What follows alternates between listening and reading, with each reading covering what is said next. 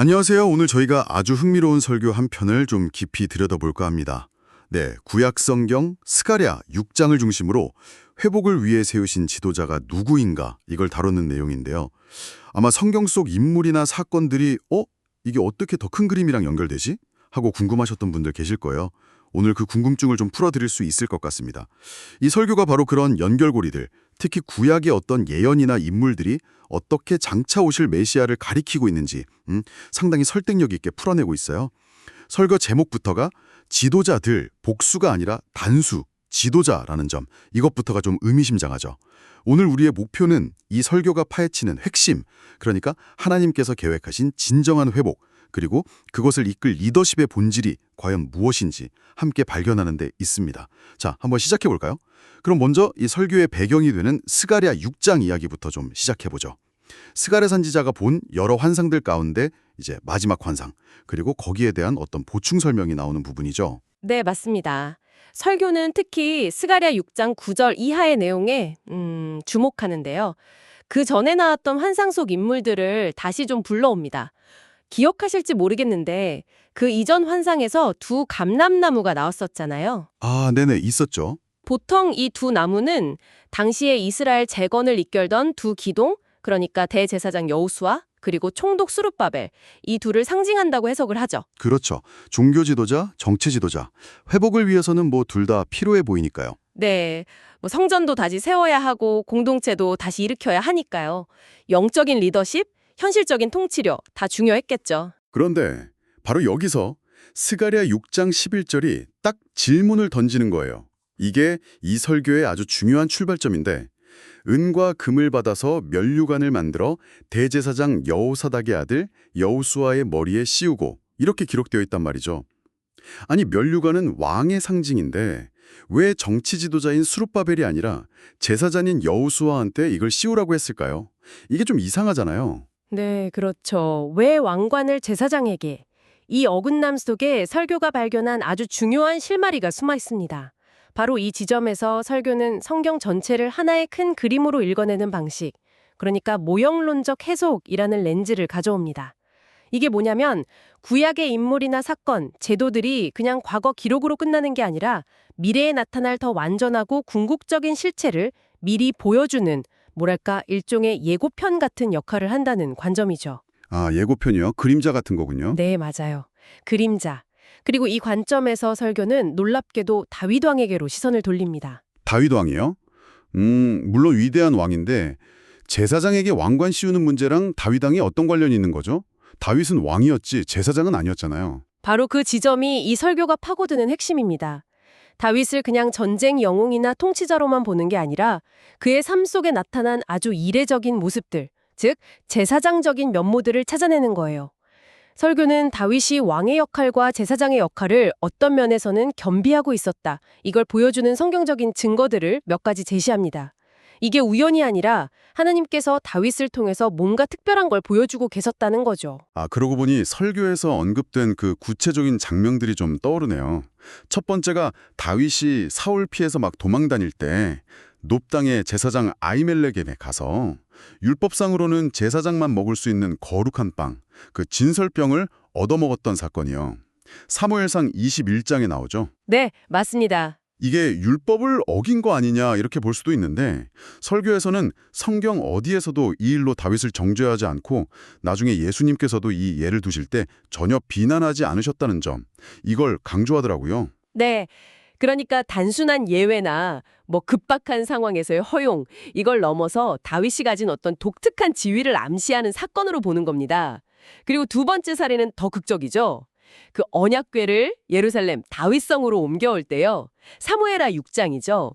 다윗이 너무 기뻐서 하나님 앞에서 막 힘껏 춤을 추잖아요. 네네. 옷이 벗겨질 정도로요. 그렇죠.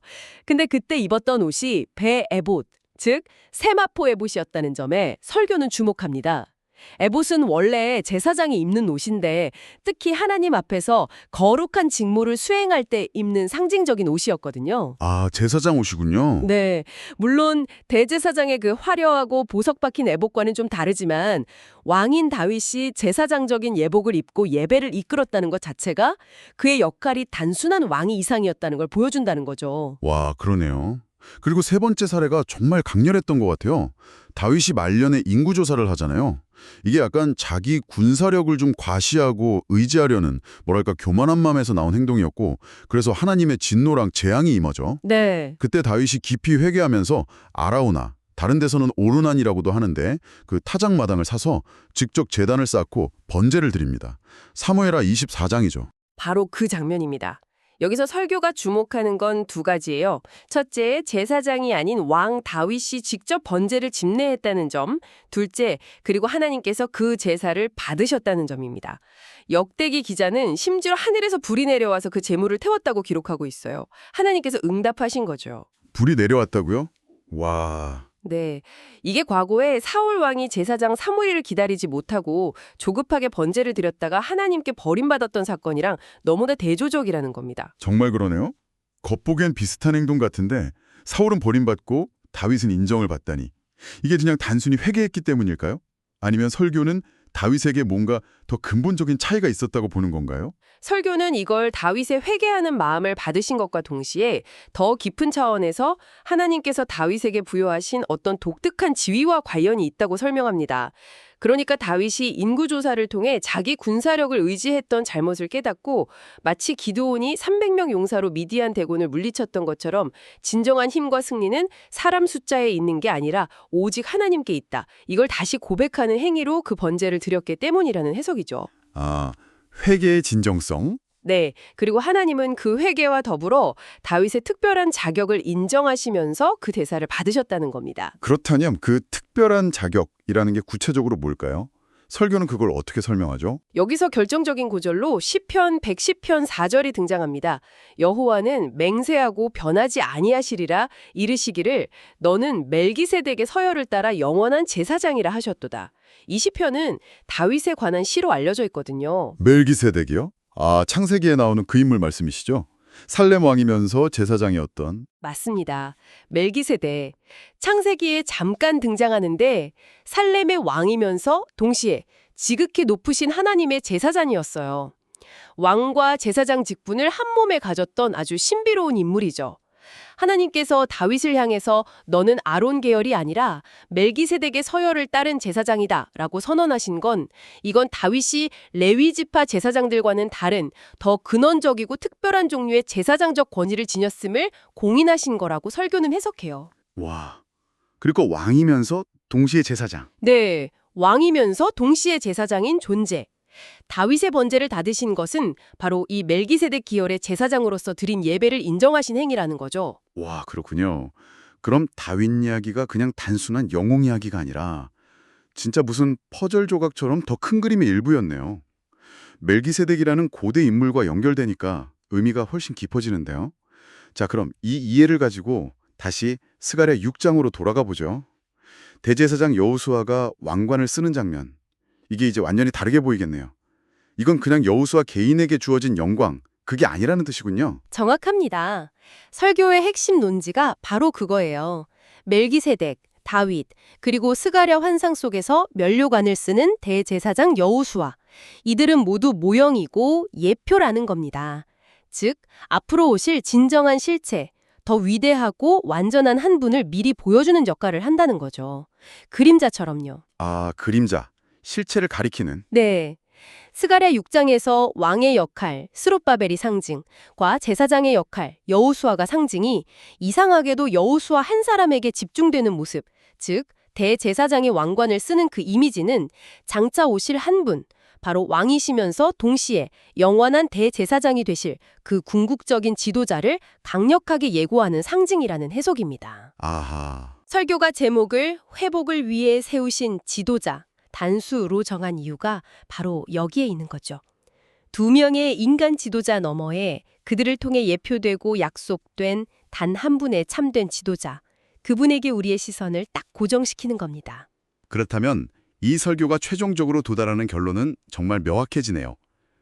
구약 성경 전체가 다양한 방식으로 예표하고 스가랴가 환상을 통해 보여준 그 인물, 이스라엘의 진정한 회복뿐 아니라 온 인류의 구원을 위해서 하나님께서 세우신 단 한 분의 완전한 지도자는 바로 예수 그리스도라는 것이군요. 맞습니다. 설교는 예수 그리스도께서 바로 그 왕과 대제사장의 역할을 완벽하게 그리고 영원히 성취하신 분이라고 아주 힘주어 말합니다. 그분은 다윗의 왕위를 계승하신 만왕의 왕이시면서 동시에 멜기세덱의 서열을 따르는 영원한 대제사장이시죠. 히브리서가 이 부분을 아주 깊이 다루잖아요. 네, 그렇죠. 다윗 안에서 조금 불완전하게 나타났던 그 두 역할이 예수님 안에서 온전히 하나로 통합되고 완성되었다는 겁니다.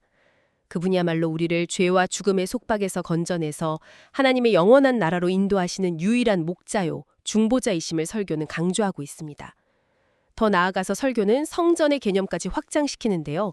스가랴 6장 12절 하반절에 보면 보라, 싹이라 이름하는 사람이 자기 곳에서 돋아나 여호와의 전을 건축하리라. 이런 예언이 나오거든요. 아, 싹. 네. 설교는 이 싹이 궁극적으로 예수 그리스도를 가리키고 그분이 건축하실 성전은 돌로 지은 건물이 아니라고 설명합니다.